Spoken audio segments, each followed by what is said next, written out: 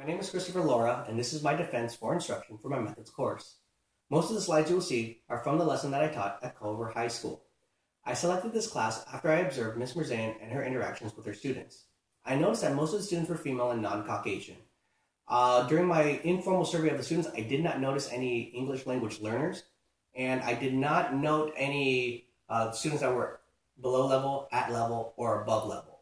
As a non-practitioner, I thought it'd be safe to just compile a lesson plan that would touch onto all students and then get feedback from my instructor and the instructor that I was working with before I actually executed the lesson plan. So I started the lesson plan on day one with an introduction on myself, and I shared my likes and dislikes. The use of my Charlie Brown portrait was a way for me to utilize pop culture with the class.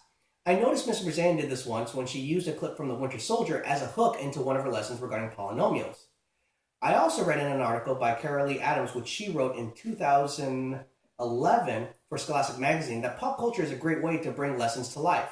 Although it's important to make sure that you don't get lost in the pop culture reference. So treading carefully, I transitioned this pop culture reference to another pop culture reference. And this happened during my gamification. So the reference that I had was the character Jigsaw from the Saw saga, since Halloween had just recently passed, and I figured what a better way to get students' interest with a game. Let's play a game. And I also read in an article in Digital Education Review that was written in 2015. Jorge Flores noted that gamification had great success in the business world. Now, that part I didn't focus on. What I did focus on was where he pointed out that it also helped enhance second language learning by provoking motivations that children already strive for naturally. Just the idea of just doing well in a game. Now, in this case, the game comprised of simplification of fractions, and there were 4 levels. In level 1, students were required to use simple division, while level 2 forced students to use long division, unless they were able to do the division in their head. Level 3 comprised of monomials, and students had to remember the laws of exponents and how to use like terms, whereas in level 4, we took it a step further and used polynomials. Now, in order to do this, I expected students to resort to the factoring of polynomials as I saw them do in the lessons that I had observed. Now, originally I allotted 10 minutes for the game, but I was advised that some tweaking would be necessary based on the students' performance levels. So either I make the game longer, or I make the round shorter, or I do less problems, something. I tried some various tweaking, but what we found out was that regardless of the tweaking, the game still took much more time than expected. In fact, it took most of day one because students wanted to accomplish every question in each round. It was as if they were motivated to not only finish, but they wanted the high score and then compare with each other.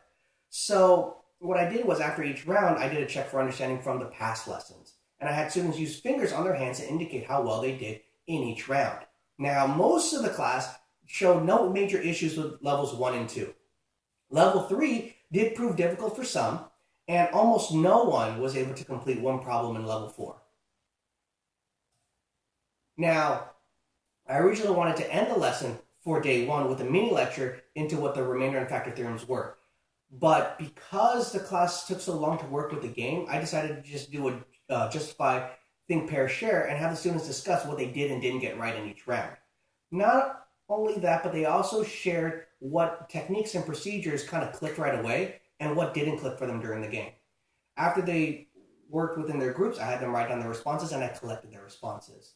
After looking over their responses, I noticed that as far as what clicked, the vast majority of the students did well with remembering how to do simple and long division, as well as using or following the laws of exponents when simplifying monomials.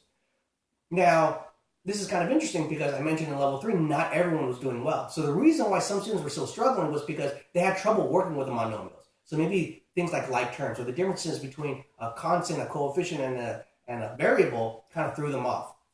And I tried to use these things to adjust in my lesson.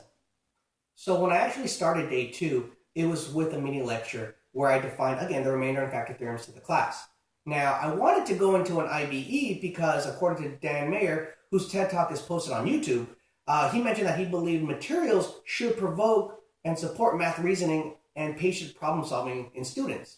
So when I was trying to come up with this IBE, I noticed that the parameters weren't there for the students. They didn't know how to investigate, and there was no way that this was going to provoke or support any type of productive reasoning or problem solving for the students. So what I thought was, let me give them the basic definition, check for understanding, then see if they can do an IBE.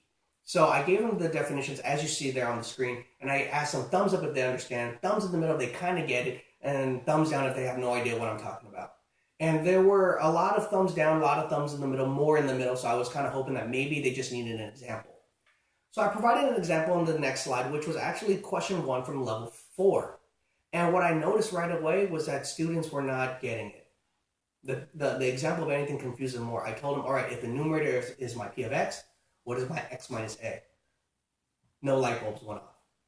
So what I did was I threw away the idea of an IBE and I moved into an interactive lecture where I can use think alouds. Because according to Davey in 1983, think alouds help students understand the kind of thinking required for a specific task. And this was pretty specific. I needed them to understand the remainder theorem. I need them to use the results of the remainder theorem to then go into the factor theorem. So I would either ask for volunteers, or I did call outs, and I would ask, okay, so in this example, where's my p of x? Once they were able to indicate where the p of x was, then we moved on to x minus a, then we moved on to p of a, and then we asked the question, what is the relationship between the numerator and the denominator based on the information given from the factor theorem? And not everyone was able to make that connection, so I made it for them. Okay. Again, I did a check for understanding. Thumbs up, thumbs in the middle, thumbs down. Less thumbs down, more in the middle, which I thought was great. So I moved on to my next 2 examples. Now, the next 2 examples pretty much did the same thing. I did provide the definitions just in case if they needed the reminder. But I also asked them, again, find the remainder. Then based off the remainder, is the denominator a factor of the numerator? And if it is, then what is the factor? And after each round, we did a check for understanding. And again, we were doing think aloud, so have the students work with me. So can you find your p of x? Can you find your x minus a? Can you now find p of a? Is there a remainder? Yes. Does that mean that it's a factor? Yes or no? If it is a factor, then what was the other factors? Now, as far as finding the other factors, this is where I incorporated long division of polynomials, which was supposed to be like the background thrust of the 3 days. Get them to learn long division of polynomials. Now, for the long division of polynomials, this was more like a straightforward lecture, not very interactive because a lot of students did not know what this was. And the teacher, who, Ms. Mirzayan, did confirm that, yeah, they're not too comfortable with it. So after going over day 2, I wanted to go into an active practice for day 3 and not delay the lesson plans any further. But I still needed to know, how am I going to divvy up these students for the active practice? Because I did have practices for people who were below level, at level, and above level. So I started with a quick review. They were asked, okay, is x minus 3 a factor of f of x? So I didn't specify the actual levels, okay? But my intention was that level 1 would be able to determine, using the remainder factor, if it is a factor. Level 2 would then be able to use long division of polynomials to find the other factors. Level 3, which would be advanced, would then use the factors and create a graph like they were instructed to do when I last observed them. Now, I gave them about 10 minutes. After the 10 minutes, I had them look over a sample solution that was provided by a past student.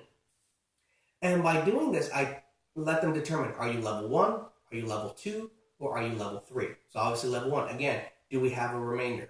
Okay, level 2, if it's a factor, does this mean that, can you get the other factors? Level 3, can you actually graph the function? And using that, we then went into the active practice. So the active practice, again, was divided up into levels 1 and 2. I didn't include level 3 because level 3 wasn't really an issue with the class. Nobody really strived for level 3. Most of them were just trying to get a really good grasp on level 2.